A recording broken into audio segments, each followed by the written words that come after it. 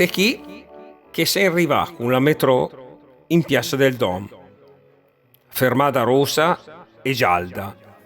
Dom.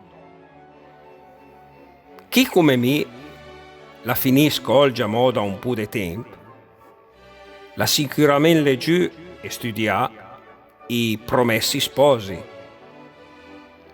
Nel capitolo 12 si parla del Prestin di Scanch e della ribellione del PAN del 1628.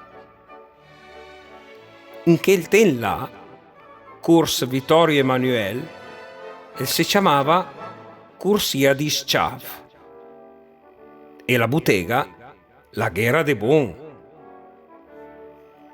Per ricordare sta ribellione, ammettì una lapida con la recita: chi era il Prestin di Scanch nella strada chiamata di Schav, Gera e Ghe un Prestin.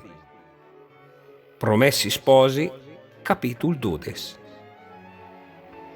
La storia racconta che in del secolo XIX, quando il Prestin, dopo tante avventure, le sta rimettendo a neuf, il proprietario la mandò al manzon un panettone per ringraziare della notorietà che col suo romanzo il aveva dato alla sua bottega.